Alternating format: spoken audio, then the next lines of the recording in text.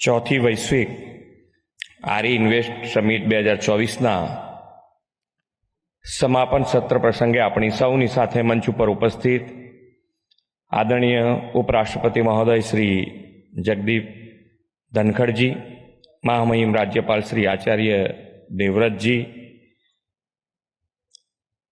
પંજાબના મહામહિમ રાજ્યપાલ શ્રી ગુલાબચંદ કટારિયાજી, કેન્દ્રીય મંત્રી શ્રી પ્રહલાદ જોશીજી, શ્રી ભૂપેન્દ્રજી યાદવ, શ્રી પ્રહલાદ નાયકજી, શ્રીપાદ નાયકજી, કેન્દ્રીય સચિવ શ્રી ભૂપેન્દ્રસિંહ ભલ્લા, રાજ્યના મારા સાથી મંત્રીશ્રીઓ, ઉપસ્થિત અધિકારીગણ, આમંત્રિત મહાનુભાવો, પ્રેસ મીડિયાના મિત્રો, સૌને મારા નમસ્કાર. વિશ્વ નેતા અને દેશના યશસ્વી વડાપ્રધાન શ્રી નરેન્દ્રભાઈ મોદી એક એવા વિઝનરી લીડર છે જેઓ હંમેશા સમયથી 2 કદમ આગળ વિચારે છે. તેમણે વિશ્વને બદલતા ક્લાઇમેટ ચેન્જ અને એનર્જી સિક્યોરિટી માટે અનેક ઇનોવેટિવ સમાધાન આપ્યા છે. ગુજરાતને તો તેમના આગવા વિઝનનો લાભ સતત 2 દાયકાથી પણ વધુ સમયથી મળતો રહ્યો છે. શ્રી નરેન્દ્રભાઈએ ગુજરાતમાં શક્તિ પંચામૃતના આધારે વિકાસની મજબૂત ઇમારત રચી છે. તેના પરિણામે ગુજરાત આજે દેશનું ગ્રોથ એન્જિન અને રિન્યુએબલ એનર્જી કેપિટલ તરીકે ઉભરી આવ્યું છે.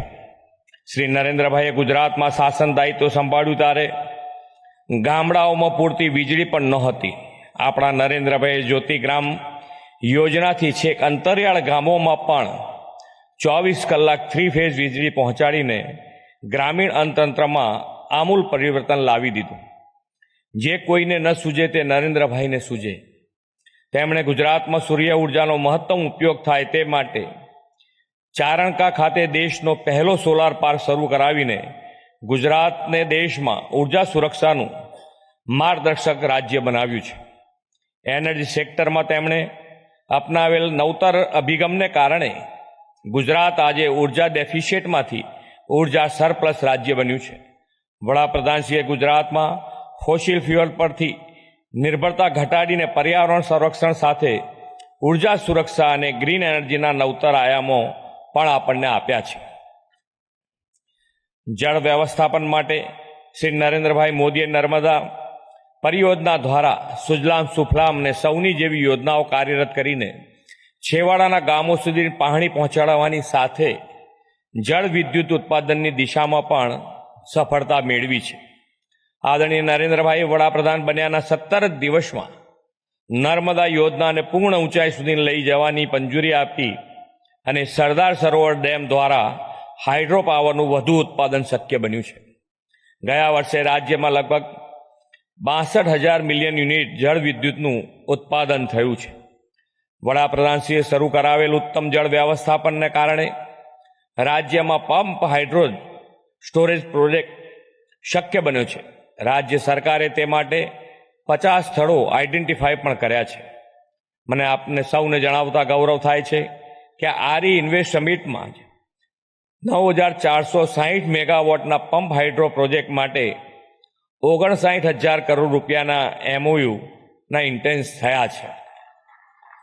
આદરણીય વડાપ્રધાનશ્રીની ત્રીજી ટર્મના પહેલા 100 દિવસમાં જે અનેક મહત્વના નિર્ણયો થયા છે તેમાં ગ્રીન ઉર્જાને વેગ આપતા નિર્ણયો પણ કર્યા છે.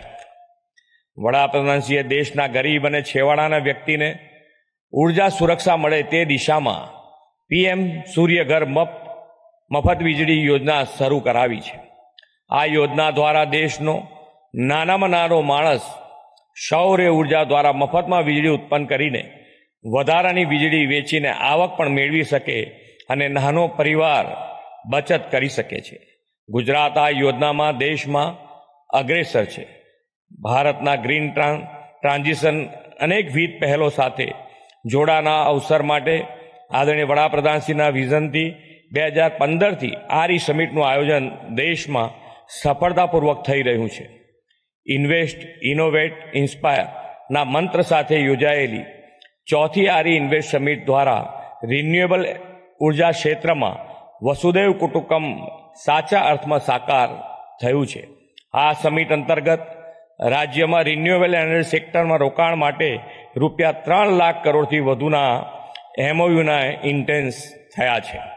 આ સમિટથી ગુજરાત સહિત દેશ અને દુનિયામાં રિન્યુએબલ ઉર્જા ક્ષેત્રને નવી દિશા મળશે અને વડાપ્રધાનશ્રીના one sun one earth one ગ્રીડના વિઝનને વેગ મળશે. ભારતનો અમૃતકાળ રિન્યુએબલ એનર્જી સેક્ટરના વિકાસ દ્વારા ઉર્જા ક્ષેત્રનો સુવર્ણકાળ માનવજાતની ઉત્તમ સેવા બની રહેશે તેવા વિશ્વાસ સાથે વિરમું છું. ભારત માતા કી જય. વંદે માતરમ. જય જય ગરવી ગુજરાત.